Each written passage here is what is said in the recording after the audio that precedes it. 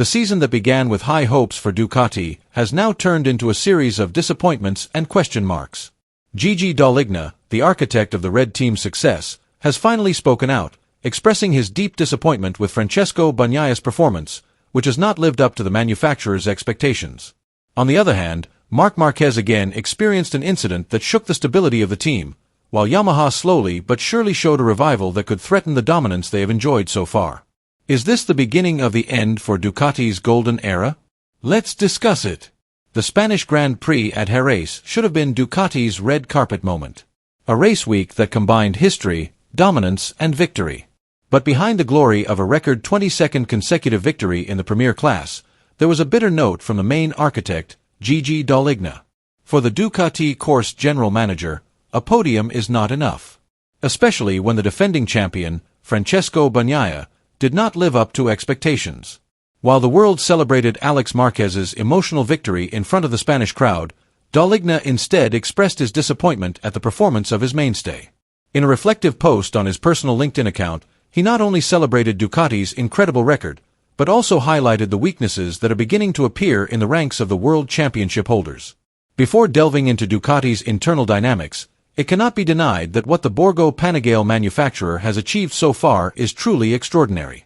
22 consecutive victories in the premier class of MotoGP put Ducati on a par with Honda in the 500 cubic centimeters era, a feat once considered impossible in the fierce competition of the modern era. And more than just a record, the victory was achieved by a non-factory rider, Marc Marquez, with the Gresini satellite team. A sign that Ducati's strength is not concentrated in a single point, but is spread evenly across all the teams and riders using the Desmosedici GP25. Unbelievable! 5 different riders have taken these victories. We even had 6 Ducatis in the top 6 in the sprint race. A dream that continues, with a motivation that will never be extinguished, wrote Dall'Igna. But the praise did not stop there. Behind the praise for Marc Marquez, there was sharp criticism for a big name who failed to shine on the track where he usually dominates, Francesco Bagnaia. For the last 3 seasons, Jerez has been like a personal territory for Francesco Bagnaia. The legendary Andalusian track has always been a stage where he has dominated, fast, precise, and almost untouchable by any rival. But this year all that changed drastically. The defending champion actually seemed to have lost his edge, falling behind Marc Marquez and Fabio Quartararo, who were more aggressive and consistent. Although he finally managed to finish on the podium and secure important points to maintain his chances in the standings, it was not enough for a figure like Gigi Dall'Igna. Pecco did not live up to expectations, said the Ducati course general manager. We always count on his revival on Sundays, full of determination, full of courage. But this time his speed was not as sharp as usual. There was no top performance that we could rely on to win. This was no ordinary criticism. It was a stark warning from the Ducati technocrat that the title would not last long if defended with half-hearted performances. In the brutal and ruthless world of MotoGP, where a single second can change history, almost enough is no longer an achievement. It can be the start of a downfall. If Francesco Bagnaia disappointed Gigi Dall'Igna with inconsistent performances, then Marc Marquez has surprised many, and unfortunately not in a positive way. Coming off a superb performance in the sprint race and his 5th consecutive victory, Marquez entered the main race with high expectations. Many expected him to continue his dominance and cement his status as the season's biggest threat. However, those hopes were dashed just 3 laps later. Marquez crashed early in the race, an incident that not only cost him his position, but also shook the morale of his team and fans. Although he was able to get back on his bike and return to the track, the final result was far from what was expected. Marquez finished the race in 12th place, with almost no points. But the spotlight is not only on the result, but on how the mistake happened, and when it happened.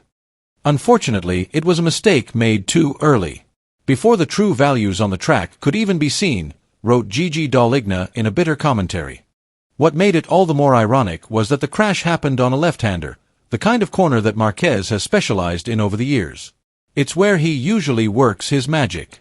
But now, in his own strength, the 8-time world champion had slipped. By Marquez's own admission, it was the result of overconfidence. But to analysts and pundits, the incident was more than just a technical error. It was a sign of pressure, risky decision-making, and perhaps unresolved mental stress. Michael Laverty, a former rider and TNT sports analyst, echoed a growing concern in the paddock. Marc Marquez was showing signs of reverting to his old style, one known for being aggressive, impulsive, and sometimes too risky. As soon as he gets shaken up, whether it be pressure or a little mistake, Marc goes back to his old self, said Laverty. He attacks too hard, takes liberties that he doesn't need. The front tire just can't take the strain of that kind of riding. With his experience, he doesn't need to be that aggressive. Meanwhile, another analyst, Sylvain Gintoli, also highlighted the emotional side of Marquez, which he feels is not yet fully stable. When expectations start to rise, he often slips. This is a form of pressure that he cannot fully control. He knows his strength is in the left corners, but he pushes himself too hard there. He seems to run out of energy and can't wait for the right moment, said Gintoli. Both analysts agree on one important point. If Marquez continues to be controlled by pressure and expectations, he will be trapped in a pattern of mistakes of his own making. And there is no room for those mistakes in a title fight that demands consistency and control. Away from the spotlight, Alex Marquez has surprisingly been one of the most consistent and impressive Ducati riders of the 2025 season so far.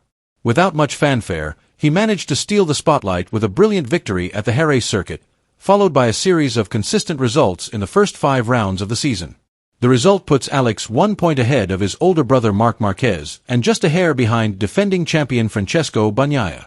Ducati general manager Gigi Dall'Igna expressed his appreciation for the performance of the Gresini racing team and Alex. This is a form of recognition for the extraordinary work of Gresini. They work with great intelligence, discipline, and serenity. And Alex, he deserves this moment. His performance and maturity on track are commendable, he said. Amidst the public spotlight focused on Ducati's internal drama, from tensions between riders to speculation about the team's technical direction, a warning signal has emerged from a direction that has not received much attention of late, the Yamaha garage. After a season marked by inconsistency and loss of direction, Fabio Quartararo finally showed signs of revival in Jerez. The 2021 world champion performed brilliantly throughout the weekend, confidently taking pole position and finishing second in the main race, his best result in recent times. It was not just a podium, it was a loud statement: Yamaha is not finished. This revival is not just a number on the scoreboard, but a direct message to the competition, especially Ducati. Gigi Dall'Igna, general manager of Ducati Corse, did not deny this fact.